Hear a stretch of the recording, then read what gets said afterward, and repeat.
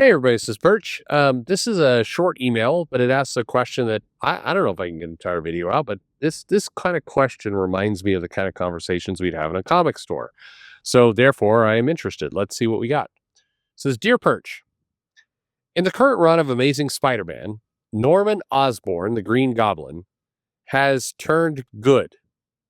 They've teased a few times in the previous run by Zeb Wells and in the current run that maybe he is not all good and the evil tendencies of the Green Goblin are starting to come more into play.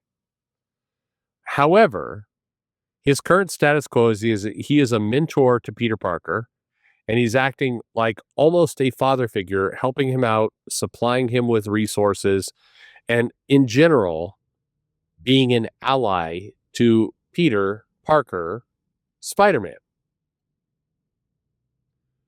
Do you think this works?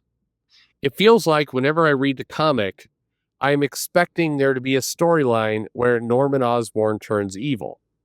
In fact, I am 100% certain that we will get that storyline as some kind of summer event, and Marvel will pat themselves on the back for doing a long running subplot where Norman reverts to his evil ways. The problem is this really a subplot when the idea of Norman Osborn being a Peter Parker ally feels unnatural and everyone is basically just waiting for this to happen? I know you read Spider-Man, so what do you think? All right. First off, to the listeners out there, are you reading Spider-Man? Are you up to speed on a lot of this stuff? So basically, what's going on? And I think the letter writer said it pretty well. Is Norman Osborn at the conclusion of I think the Dan Slott run, or maybe it was the Nick Spencer run. I don't. No, it was the Nick Spencer run because the Nick Spencer run had Sin Eater take the sins out of Norman Osborn. Anyway, basically, Norman Osborn was removed of his sins and evil, and he became a ally part of Spider-Man's supporting cast. And so now he shows up as kind of a grim tech financier or somebody who's, I mean, for a while, Peter was working with Norman, like in his company, and now he's not. But basically, what's going on here is Norman it shows up every now and then. It's like, Peter, you need to take better care of yourself. Here's some, I'm yawning even as I'm saying this. Here's some tech doohickeys and some ways to kind of make yourself successful. And he always looks kind of stern. Like Peter's like, I remember when you were trying to kill me and you murdered my girlfriend. And Norman's like, oh yeah, those are dark days. Thank goodness we're behind that. And then Peter swings away and then you get like a panel of Norman just looking like, fuck this guy. And then they go on. And they've been doing this for a little while now. I think from a storyline perspective, playing with Norman Osborn is now one of Peter Parker's friends. I mean, okay, I used to joke about this on streams with Joe. It does feel like Spider-Man's like, I don't know what to do. Here's the Green Goblin again. And it does feel like they've done that over and over and over and over. And so there's a little bit of exhaustion of like, all right, fucking Green Goblin again. There is a little bit of that. And so at the very least, we're not getting that. We're getting Norman as a kind of a buddy. But I take your point. I mean, I have been reading these comics. I hope, if you in the comments, person listening to this right now, if you're reading this comic, let me know what you think in the comments. But it does feel, I do agree with the letter writer's point of like, you're reading this whole thing and kind of in the back of your mind, you're like, all right, when are we getting to the part where Norman, like, just like they got a bunch of panels of him sitting in a closet, giggling hysterically, and then are we going to get a storyline where the Green Goblin starts attacking Spider-Man and Peter's like, God damn it, Norman, what are you doing? He's like, that's not me. And it's like, I think it is. That guy was wearing a Green Goblin mask. And as we all know, you're the only one in history who ever wore a Green Goblin mask. It's not true. And so therefore, you must be turning evil again. I hate you, Norman Osborn. He's like, God damn it, Peter, I'm innocent. And then, you find out that it's, a clone of Gwen Stacy who's gone trans. I like, who knows, right? I don't know where they're going with this, but there is a sense of like, it feels like we're fucking around with Norman Osborn at this point. Can we just like, are you in or you out? Like, I would feel like actually amazing relief if Nick Lowe or CV Smolsky or somebody like they put in the letter page like, hey, we're telling a bunch of stories here, but we've talked internally and we're not. But Norman is going to be a good guy. Like he's going to be like a supporting cast, good guy kind of character.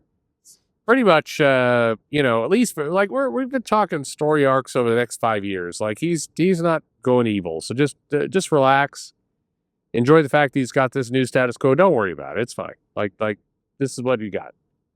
Because right now it just feels like every issue where he shows up, it's like, oh, is this where he stabs Spider-Man in the back? No, okay. I guess we're keeping going with this thing. That's kind of how it feels.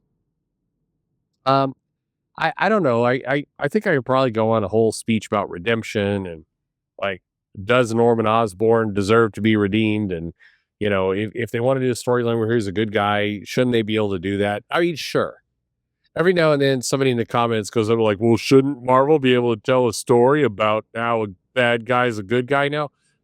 Sure. I mean, what do you mean by shouldn't? I'm not in charge of that company. They do whatever the fuck they want. There's no shouldn't about it. They could do it or not. But that's kind of the problem we have with with these comics and in particular a character like Norman Osborn, which is so overused as Green Goblin. Using him now as a supporting character. I mean, I don't look for the record. I don't hate it. I don't really care, and I guess I'm like I said, I'm like the letter writer. I believe so much that this is all leading to a storyline like you thought it would happen. You feared that it would happen. It's finally happened. Norman Osborn has snapped and now he's going after Peter. And you kind of just hope in the back of your mind, like, I really hope that there's more to it than that. Like, can it be better than that? Like, can we do something where, Norman Osborn is, he's I don't just give us a plot twist where he's not the Green Goblin, and maybe he's not evil. Maybe I mean just something else because it does feel in this comic, and in this case, I think the predictability is a real problem.